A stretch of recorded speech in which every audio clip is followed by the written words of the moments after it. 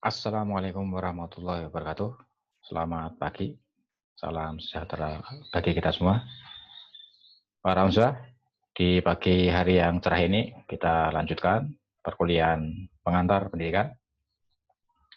Kita melanjutkan pembahasan kita dengan tema baru,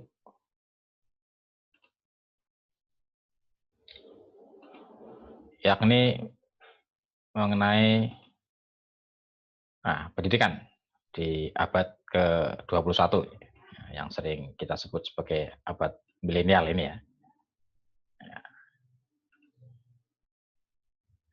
Anda semua generasi milenial ini ya.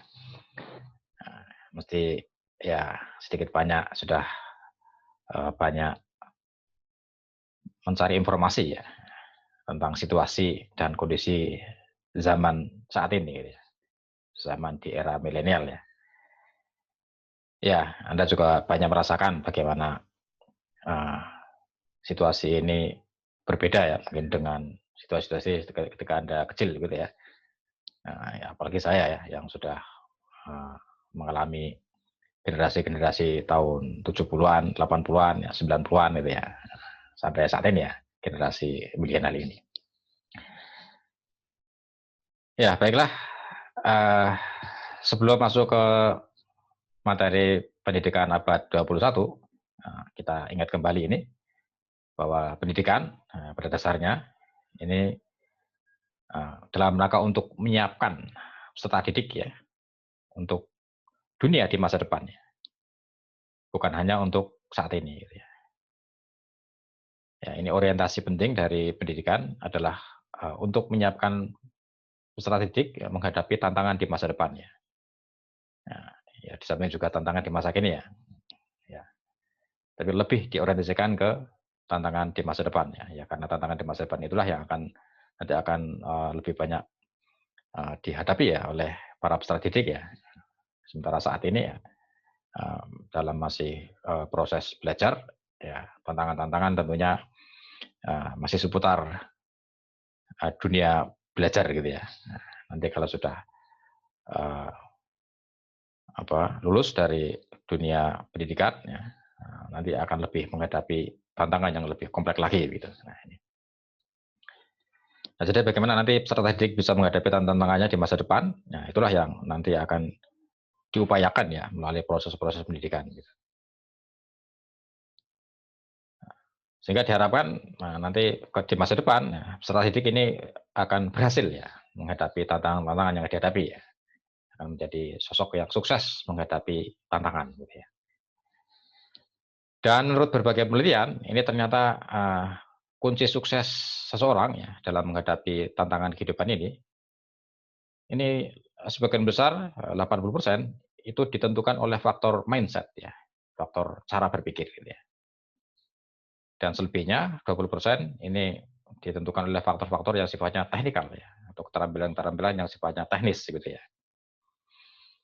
Jadi begitu besar ya pengaruh faktor mindset ya, cara berpikir ya terhadap kesuksesan atau keberhasilan seseorang menghadapi tantangan kehidupannya gitu.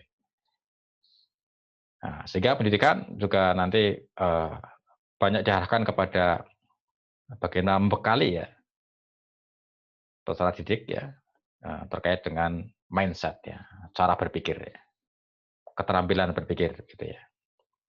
Nah, sementara keterampilan-keterampilan teknis yang lain ya tetap dibekalkan ya, tetapi ya, itu akan menjadi faktor pendukung gitu ya.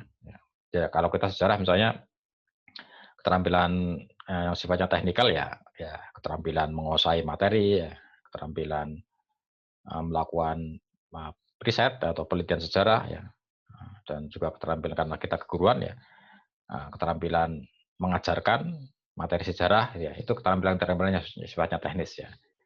Nah di luar itu adalah cara berpikir ya, cara berpikir kita tentang kehidupan ini gitu ya, dalam menghadapi masalah-masalah dalam kehidupan ini ya.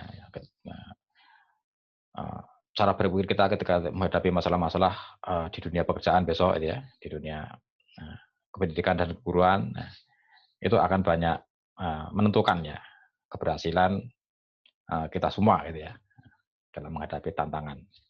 Nah ini ya, ya. Nah, apa contohnya apa ya? Misalnya ya, ya kita menghadapi berbagai tantangan gitu ya. Nah, tantangan itu atau masalah itu bisa kita pilah ya, bisa kita kategorikan ya menjadi 3 gitu ya.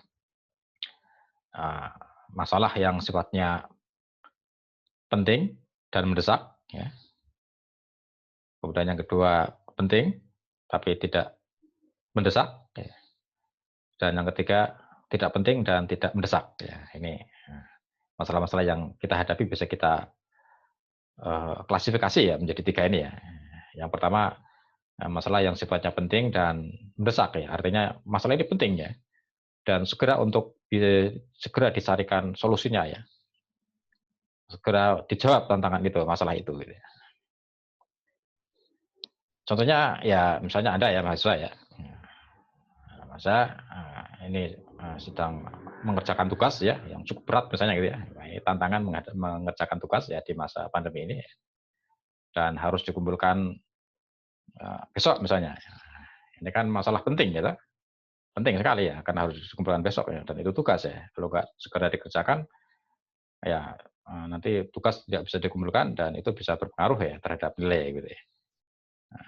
Penting dan ya harus segera diatasi ya. Harus segera kerjakan gitu ya. Nah, karena batas waktu yang sudah limited begitu ya, maka harus segera dicari ya atau dijawab tantangan itu ya masalah itu gitu. Nah, ini masalah yang penting dan mendesak ya. Ada juga masalah yang penting ya, tapi tidak begitu mendesak.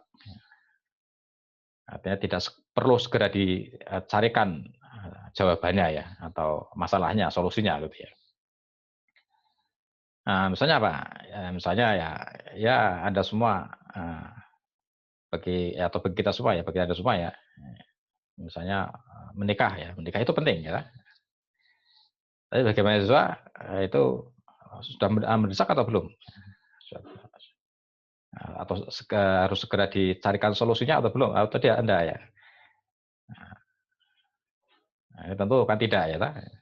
Ya penting tapi tidak begitu mendesak ya untuk segera cari jalan keluarnya ya atau solusinya ya. Nah, ada juga kategori yang ketiga yaitu masalah yang tidak penting dan tidak mendesak ya. Nah, ini. Nah, contohnya apa nih? Ya misalnya sekarang ya karena belajar daring ya harus pakai laptop ya atau pakai HP ya.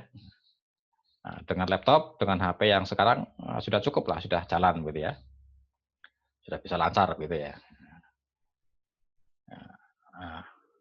Nah, terus kebutuhan akan laptop baru misalnya atau HP baru ya, itu penting atau tidak?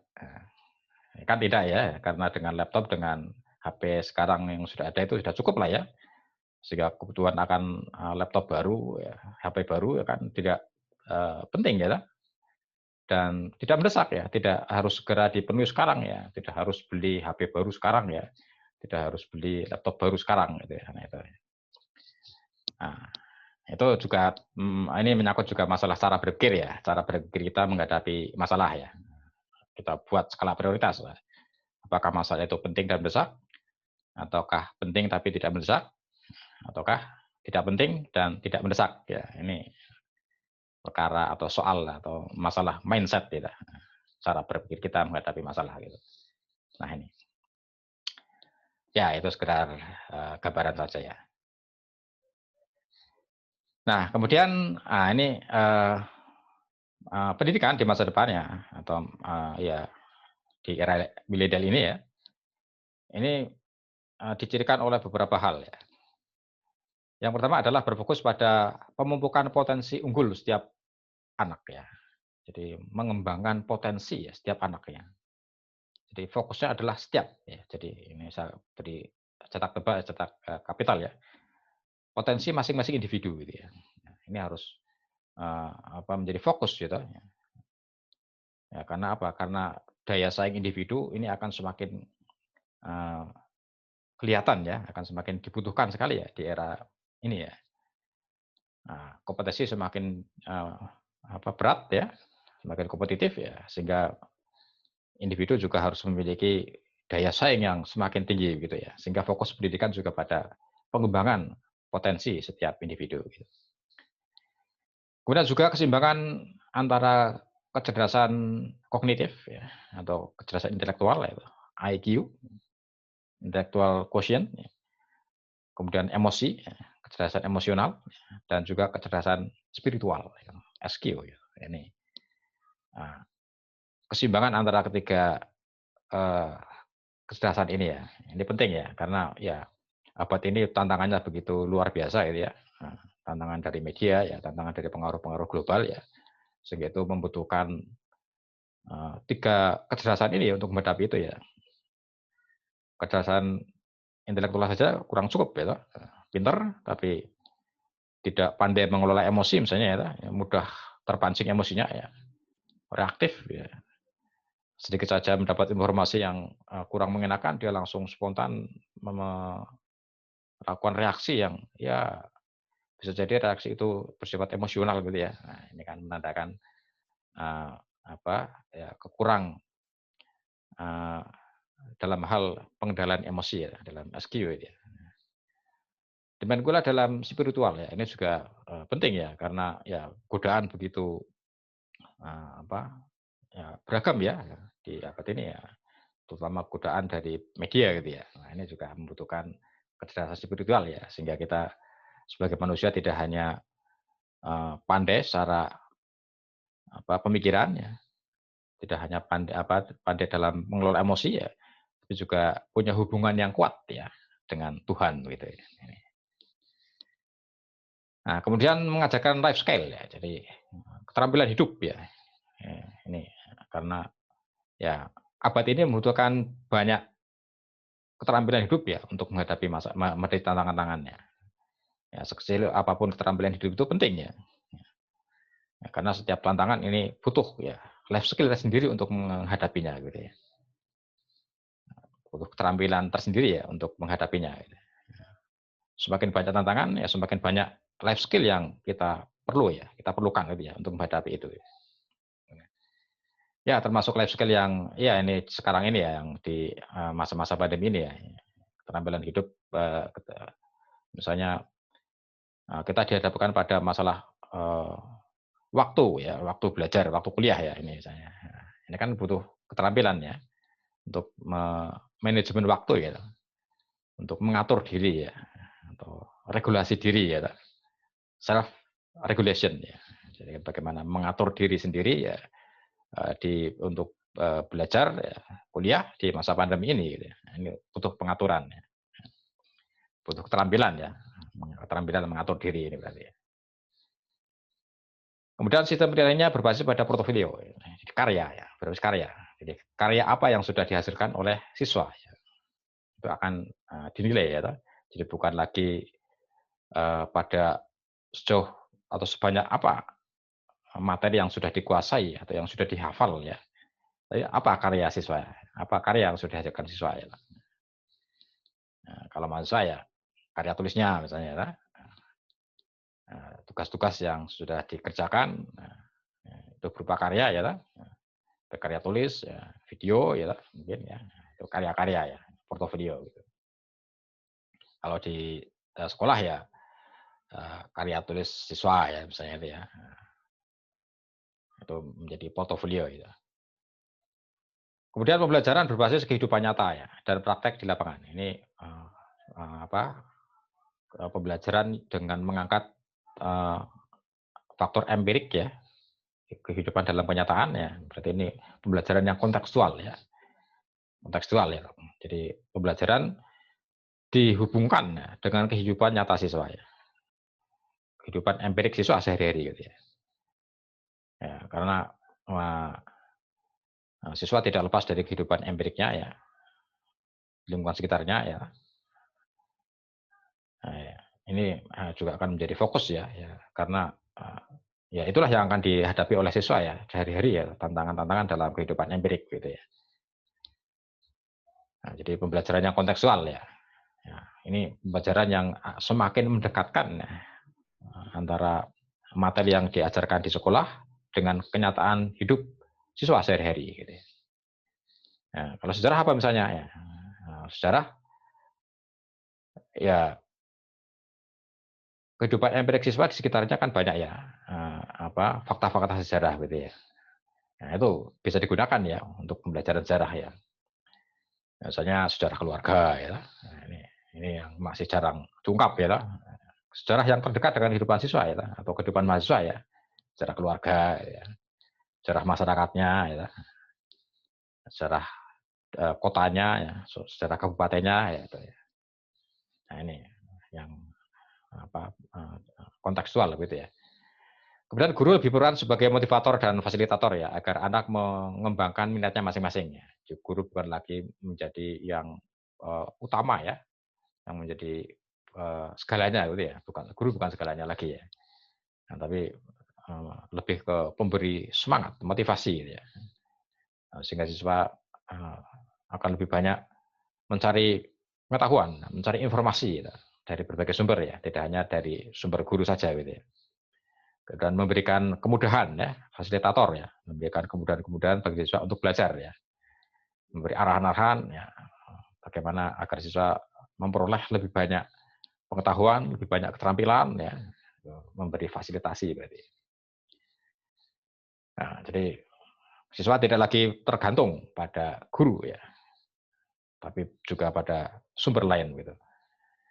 Kemudian pembelajaran didasarkan pada kompetensi atau kemampuan, gaya belajar, dan perkembangan psikologi masing-masing anak.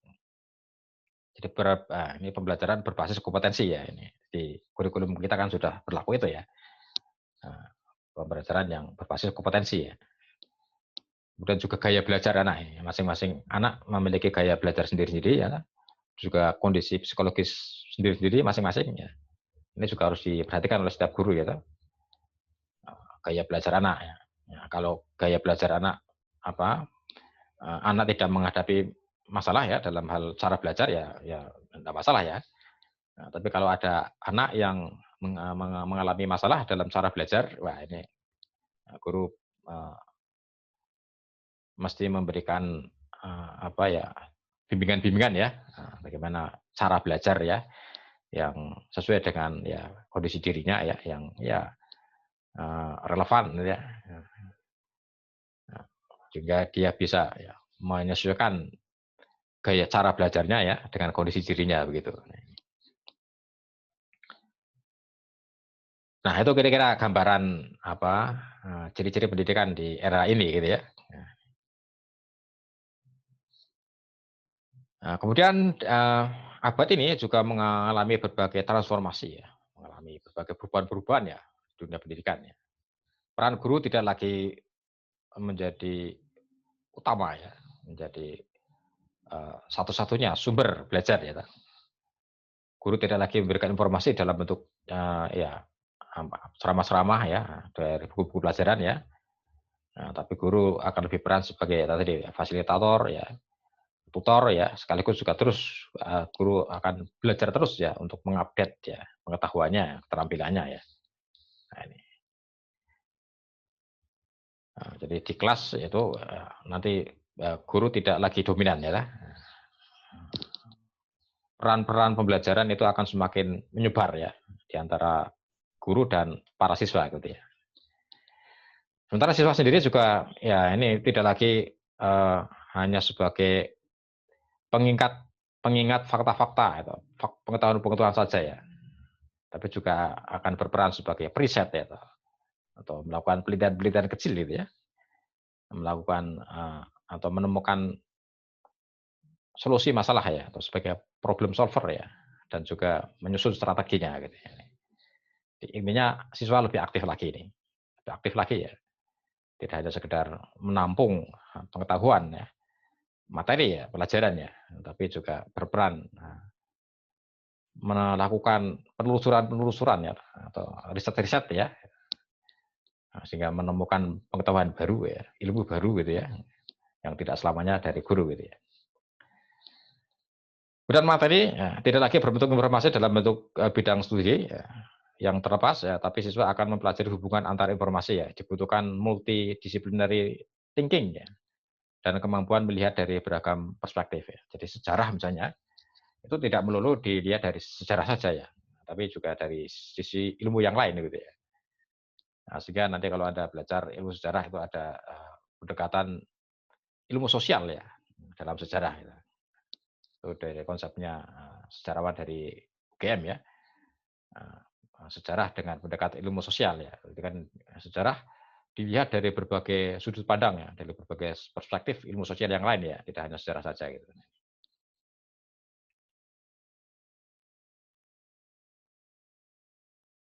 Nah, ini seperti yang kita sebut tadi ya, debat ini sangat penting ya tentang life skill ya, keterampilan hidup ya. Antara lain kepemimpinan, etika ya, akuntabilitas ya, atau pertanggungjawaban, kemampuan beradaptasi, produktivitas, kemampuan individual atau personal ya, kemudian orientasi hidup secara pribadi ya, kemudian juga tanggung jawab sosial ya, sebagai keterampilan atau life skill ya, yang penting ya. Keterampilan kepemimpinan ya, paling tidak kepemimpinan bagi diri sendiri ya, kemudian dalam lingkup yang lebih kecil ya, syukur-syukur dalam lingkup yang lebih luas lagi ya. Kemudian etika ya, bagaimana menjalankan bersikap ya, bertingkah laku ya yang sesuai dengan etika ya. Ini kan butuh keterampilan ya. Saya akan melakukan ini ya, kira-kira secara etika bagaimana ya. Pas enggak ya, melanggar etika enggak, ya, butuh keterampilan ya. Kemudian juga pertanggungjawaban ya, bagaimana mempertanggungjawabkan apa yang sudah kita kerjakan ya. Mengerjakan tugas, bagaimana dari sisi pertanggungjawabannya?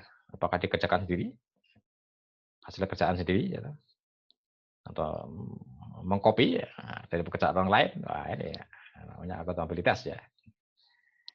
Kemudian juga kemampuan beradaptasi ya, menyesuaikan diri ya, dengan cepat ya, karena situasi juga mudah berubah, cepat berubah, juga keterampilan untuk menyesuaikan diri juga penting ya. Ya, seperti Anda ini ya, usaha baru dari SMA, kemudian jadi mahasiswa, ini dituntut ya keterampilan beradaptasi, segera menyesuaikan diri ya. Ya kalau dulu barangkali tugas-tugas di SMA ya paling tugas menjawab pertanyaan ya, mengerjakan soal-soal ya. Tapi sekarang mahasiswa, wah tugasnya membuat makalah ya, makalah ilmiah ya. Itu juga harus segera beradaptasi ya. Atau nanti di dunia pekerjaan, masuk dunia baru pekerjaan ya harus segera bisa beradaptasi ya. Nah, kalau enggak ya bisa jadi nanti bekerja 1-2 hari wah sudah tidak kerasan ya, ini berarti problem adaptasi ini ya. Juga produktivitas ya, tentu akan harus semakin produktif gitu, menghasilkan banyak karya ya, menunjukkan kinerja yang baik gitu, sehingga ya hasil-hasil kerjanya itu juga bisa semakin meningkat gitu. Kemudian indikator individual ya, keterampilan yang berkaitan dengan bagaimana mengatur diri ya, self regulation ya. Juga ya bagaimana tetap berpegang pada tujuan hidup secara personal itu apa ya. Ya katakanlah kalau Anda ya cita-citanya apa gitu ya. Selalu ya, sehingga apa yang terus akan dilakukan terus diarahkan pada pemenuhan untuk mencapai cita-cita itu ya. Juga tanggung jawab sosial ya. Tidak hanya untuk diri sendiri, tanggung jawab terhadap pekerjaan sendiri ya, tapi juga bagaimana tanggung jawabnya terhadap masyarakat. Gitu ya. Ini namanya altruisme ya, bagaimana keinginan untuk berbuat ya, mengerjakan sesuatu ya untuk masyarakat ya, untuk orang lain. Gitu ya. Nah, ini, ya kalau dalam lingkup kecil di mahasiswa misalnya di kelas Anda ini misalnya ya tanggung jawab sosialnya ya misalnya Anda sebagai pengurus kelas ya, sebagai ketua kelas ya, nah, itu adalah wujud dari tanggung jawab sosial ya, itu wujud dari sebuah altruisme ya. Jadi kehendak untuk mengabdikan diri untuk kepentingan bersama gitu. Altruisme gitu ya. Nah, ini Nah, sedangkan dari sisi materi ya, materi-materi pembelajaran yang akan banyak mewarnai kehidupan di abad 21 ya. Ini materi-materi tentang kesadaran global. Gimana dunia global ini sekarang seperti apa sih? Ya. Nah, dunia yang penuh dengan limpahan informasi ya dari berbagai sumber ya. Ini juga harus kita sadari ya. Nah, kita setiap hari menerima berbagai informasi dari banyak channel ya. Nah, itu yang kita sadari ya, bahwa kita sedang dibanjiri berbagai informasi. Ya. Nah, kemudian juga keterampilan dalam keuangan, ekonomi, ya, usaha, ya, kewirausahaan, ya, pemikiran untuk umum, ya itu tadi altruisme ya, nah, sekalipun kita di abad ini ya kecenderungan untuk memperhatikan orang sebagai individu, ya, tapi tidak boleh dilupakan ya, toh, untuk pemikiran untuk kepentingan umum gitu ya. Kemudian kesadaran akan kesehatan dan kesejahteraan ya, karena ini ya apalagi seperti sekarang ini ya pandemi ya yang mendunia itu ya, ini kesadaran akan kesehatan dan ya penting ya, dan ekonomi berarti ya.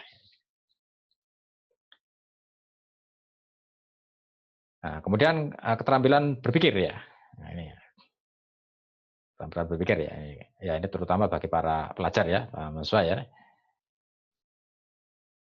Nah, berpikir kritis dan keterampilan mencari solusi. Tadi kritis itu ya, dan mencari solusi ya. Bagaimana menghadapi masalah, kemudian bagaimana menjawab masalah itu ya, dengan membuat skala prioritas misalnya. Masalah mana yang harus dihadapi dulu ini ya, dan bagaimana solusinya. Nah, menghadapi masalah ya tentu harus dicari ya, akar masalahnya apa ini, sehingga solusinya akan tepat ya, karena sudah ketemu akar masalahnya. Gitu ya. Kuliah daring, wah, apa HP-nya macet misalnya. Wah, ini apa ini masalahnya nih? Wah, ya ini harus dicari dulu akar masalahnya apa ya. Nah, ternyata ada adik sendiri nggak bisa ya, karena tidak bisa menemukan masalahnya ya bawa saja ke tempat servis ya. Nanti oleh ahlinya akan ketemu di mana akar masalah HP macet ini gitu ya. Sehingga nanti akan segera dicarikan solusinya ya. Kreativitas dan keterampilan inovasi ya. Semakin kreatif ya, karena semakin banyak tantangan ya, yang tantangan itu muncul secara tiba-tiba bisa jadi ya, yang barangkali belum sama sekali pernah dihadapi, ya, sehingga butuh ya kreativitas untuk menghadapi masalah yang baru-baru itu ya, dan menemukan cara-cara menghadapi masalah dengan cara-cara yang baru. Gitu ya. Kemudian juga keterampilan untuk bekerja sama, berkolaborasi ya, ini juga penting ya, ya karena masalah yang semakin kompleks ya tidak bisa diselesaikan sendiri, maka butuh kerjasama. Ya. Masalah seperti apapun kalau diatasi secara berkolaborasi ya dengan kerjasama sedikit banyak bisa meringankan ya untuk menghadapi masalah itu ya dibanding dengan dihadapi sendiri gitu. Dan juga pendidikan kontekstual ya tadi itu ya pendidikan yang punya keterkaitan erat dengan keseharian siswa gitu ya, tidak jauh dari keseharian siswa gitu. Dan juga keterampilan informasi dan media ini keterampilan ya, karena informasi yang berlimpah itu ya kita perlu ya keterampilan untuk mengelola informasi ya, dan ya sehingga informasi-informasi yang begitu banyak itu ya tidak kemudian kita terima semua ya, harus ada proses seleksi ya, mana informasi yang penting ya bagi kita ya, bisa mendukung pembelajaran ya, mana yang tidak ya, mana informasi yang perlu kita respon ya, mana yang tidak gitu ya.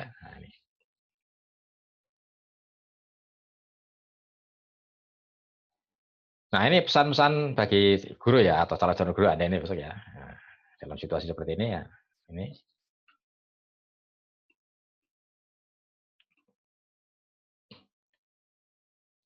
ubahlah lingkungan kelas menjadi tempat di mana murid-murid terpanggil untuk berpendapat, membuat pilihan dan merefleksikan tindakan mereka. Jadi intinya ini memberikan kesempatan kepada siswa untuk lebih aktif di kelas gitu ya, dalam berpendapat ya, dalam mencari solusi-solusi atau pilihan-pilihan alternatif ya. juga merenungkan apa yang mereka lakukan gitu ya. Atau merefleksikannya. Nah, ini tindakan saya seperti ini sudah bagus atau belum ya. Nah, di mana kelemahannya, di mana kurangannya ya. Nah, kemudian bawalah pekerjaan keluar dari ruang kelas ya, ini tadi kontekstual ya. Perbanyak pembelajaran yang kontekstual gitu ya. Ya tidak harus betul-betul keluar ruangan ya. Tiap hari keluar ruangan ya nanti ya bisa ditegur sama kepala sekolah ya. Artinya menghadirkan ya situasi-situasi empirik dalam kelas gitu ya. Jadi kelas tidak selamanya diwarnai dengan materi-materi dari buku ya. Tapi ada pengembangan materi-materi yang berasal dari sumber di luar buku ya. Masalah-masalah sehari-hari gitu ya. Masalah-masalah yang ya berkembang saat ini gitu ya. Itu namanya pembelajaran yang ya ya tadi itu ya, kontekstual itu ya. Nah, juga budaya pelayanan ya. Jadi guru melayani siswa ya. Karena siswa inilah yang menjadi fokus ya dalam pendidikan ini ya. Maka ya guru sebanyak mungkin bisa mendampingi siswa, melayani siswa ya secara optimal gitu ya. Bukan lagi guru yang dilayani oleh siswa ya. Gurulah yang harus melayani siswa ini ya. Dan aksi ya. Tindakan-tindakan yang dalam rangka untuk semakin memberikan pelayanan yang terbaik kepada para siswa begitu.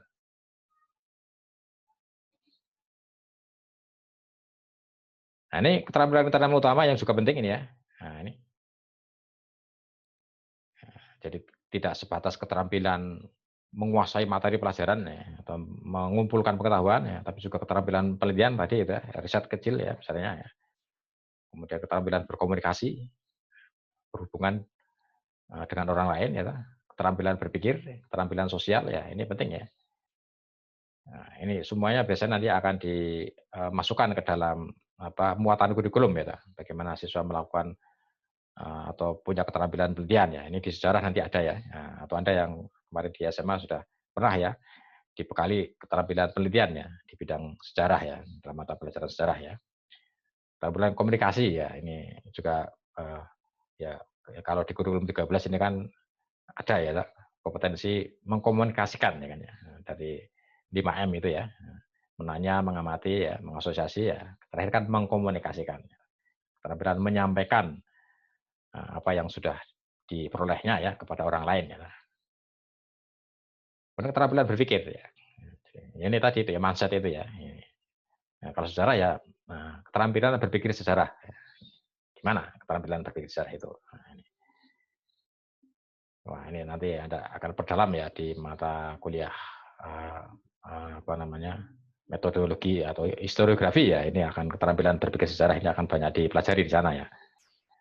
Dan keterampilan sosial ya, keterampilan berinteraksi dengan masyarakat ya. Ini juga ya menjadi karena dunia ini semakin tinggi ya tingkat intensitas komunikasinya ya, interaksinya gitu ya. Baik interaksi di dunia nyata maupun interaksi di dunia maya ya semakin tinggi ya. Maka ya keterampilan sosial juga semakin semakin dibutuhkan ya. Bagaimana menjaga interaksi itu agar tetap terjaga ya, menghindari interaksi-interaksi yang mengganggu ya, sehingga akan malah membebani diri sendiri gitu ya. Ini ya.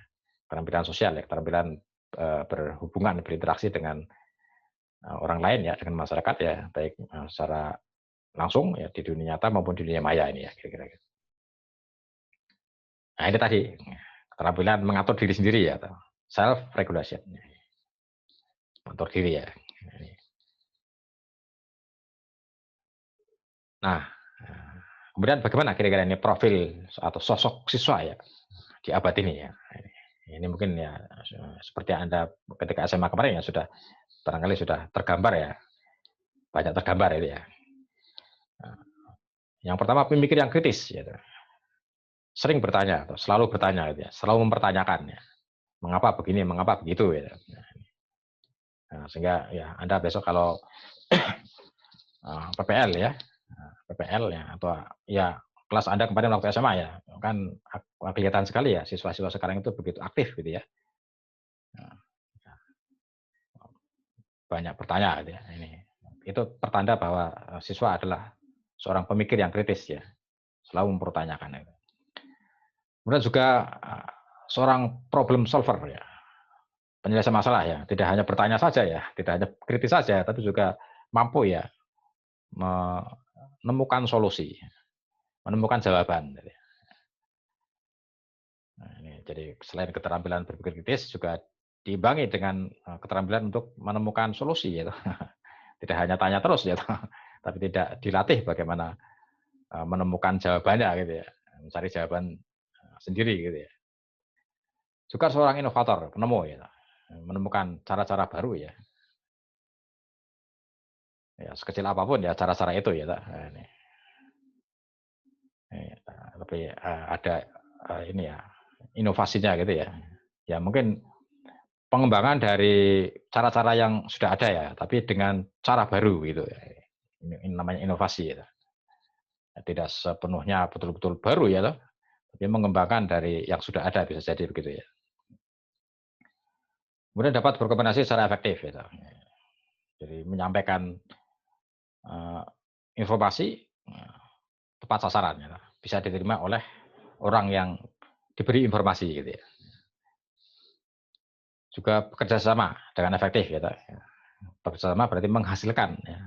Ada hasil yang dihasilkan dari kerjasama itu ya efektif gitu ya. Kemudian kemampuan mengarahkan diri ya sendiri ya, mengatur diri sendiri ya. Jadi tidak selamanya kemudian mengandalkan orang lain ya, atau mengandalkan arahan-arahan dari orang lain ya, dari guru, dari orang tua ya, tapi bagaimana bisa mampu mengarahkan diri sendiri ya. Terus paham akan informasi dan media ini ya, ciri khas ya. Generasi milenial ya, penguasaan terhadap media itu bagus sekali ya. Paham dan sadar akan masalah global tadi itu ya, ini bagaimana kesadaran global itu ya. Memikirkan kepentingan umum ya, altruisme tadi, ya, terampil dalam keuangan, ekonomi dan kewirausahaan ya. Nah ini kira-kira ya gambaran siswa ya yang diharapkan itu seperti ini gitu ya di abad ini ya, karena tantangan yang semakin berat di abad 21 gitu. Ya begitulah para siswa ya gambaran umum ya bagaimana situasi kondisi pendidikan di era milenial ini ya, dan bagaimana profil siswa ya, gambaran umum pendidikan ya, seperti itu kira-kira ya. Ya baik, sampai di sini pertemuan kita kali ini ya. Kita lanjutkan di pertemuan berikutnya ya. Terima kasih. Wassalamualaikum warahmatullahi wabarakatuh.